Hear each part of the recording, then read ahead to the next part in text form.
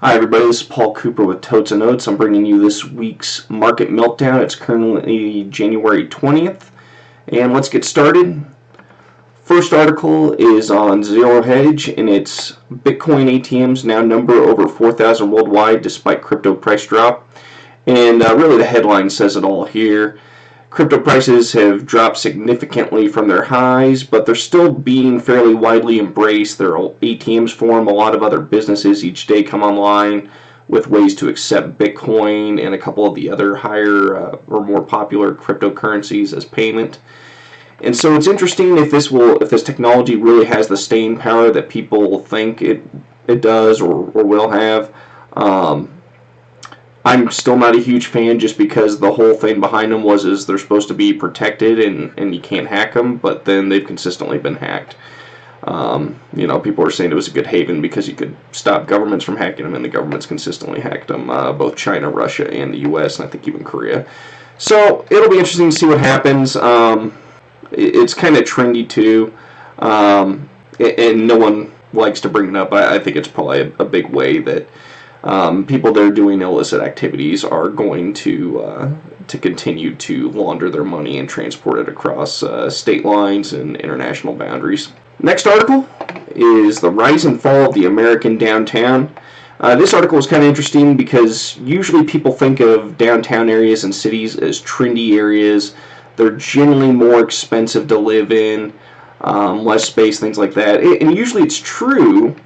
But it was Property Shark, I believe. Here we go. Property Shark was showing the median sale price difference in several major cities. Just the cost between living downtown, buying a place downtown, and then buying something comparable outside of the downtown area. Maybe not necessarily suburban, but just not exactly downtown. And so as you look at the eastern half of the U.S., usually living downtown's more expensive, and then I thought it was kind of interesting in the western half of the U.S., living downtown's actually cheaper a lot of the time. They're talking about how Vegas has consistently been cheaper to live downtown for years, and I'm assuming it's just because people are trying to get away from all the hustle and bustle and traffic. But then places like Denver, Chicago is really big, and then New York as well. Living downtown's always kind of been the thing, the super trendy thing, and you usually needed significantly more money to do it. So, I mean, if you want to read more about it, you can, but that was basically it. I just thought it was an interesting article to see that there actually are quite a few major cities where it's cheaper to live downtown than outside of the downtown corridor. All right, our next article comes from Housing Wire, and it's Microsoft pledges $500 million to address Seattle's affordable housing problem. And so, if you didn't know, Seattle's super expensive to live in, and there are some tech companies there. One of the biggest ones, if not the biggest one, is Microsoft. And between 2011 and 2018, home prices in the area soared roughly 96%, which is pretty crazy.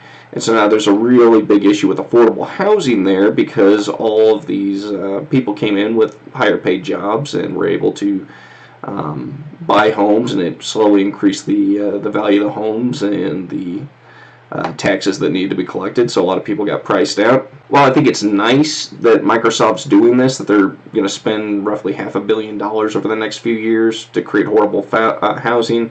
What they're doing is most of it's going to construction loans to provide affordable housing. Honestly, I think it's kind of a social justice warrior pat on the back thing. I mean, the Gates do so much as far as donating time and money worldwide to major crises like malaria and getting vaccines to people in Africa, building refrigeration units that can keep medicine cool and keep it from degrading over time in areas where they don't have refrigeration. So to say that Microsoft and the Gates don't do anything is just insane. And this is nice and everything. To me, it screams social justice. And I think it's a bit silly because here's the deal.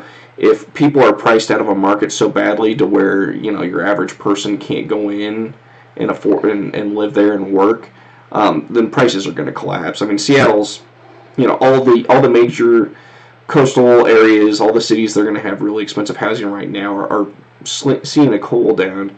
and they're going to have a collapse within, probably within a year, if not, maybe 2 years at the most. It's just not very sustainable for prices to appreciate that much in an already expensive area, because now you're not, teachers aren't going to be able to afford to live there. Trash isn't going to get picked up just because garbage men aren't going to be able to live there. So it's one of those things, and then Seattle's also been a hotbed of the whole push for $15 an hour. It'll be interesting to see what happens. I hope this really helps affect some people's lives for the better. But honestly, I think it's just a big headline, just kind of like how Apple has been getting a lot of heat lately, and so now they're starting to try to get bigger incentives for homelessness in the area and things like that to take the heat off of the fact that they pay very little in taxes. And with Amazon, a lot of the lower level workers are treated fairly poorly. Again, just my opinions. We'll see what happens. All right, our last article is from Housing Wire, and it's about the UWM CEO he's got this little video, I think it's roughly 15 minutes, saying becoming a mortgage broker is a lot easier than you think. And it's talking about why a lot of people are moving to the mortgage broker side because they get better fees and rates and things like that.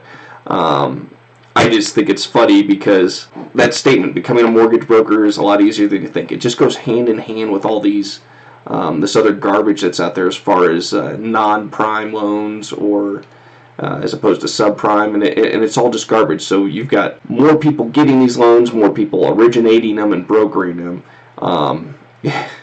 It just signals to me that we're at peak stupidity as far as loans, and it's going to come down. I mean, people are scrambling to get what little bit of money they can from this industry, and so if you come in with a pulse, they'll get you in some type of loan.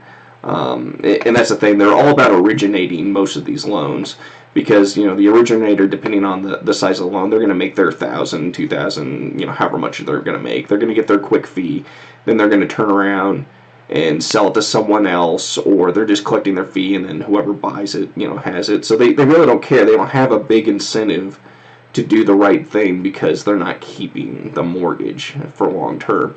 Now, some of them do have guarantees and warranties on it. If they default within the first year, then they have to buy it back, which it is better than nothing. But generally, if someone's going to default on their mortgage, they're not going to default in a really bad way within the first year. If they miss a payment, they'll more than likely get caught up. But people that end up being foreclosed on, it's usually not done the first year. So they get their money, they sell the product, and then they move on. It's a grind for them, and they really don't have any incentive to do the right thing. I only watched part of the video. If you want to watch it, you go right ahead and see it. It's just the headline, the smug dude telling you how easy it is and everything. It just rubbed me the wrong way, and I didn't want to get my blood pressure up too much.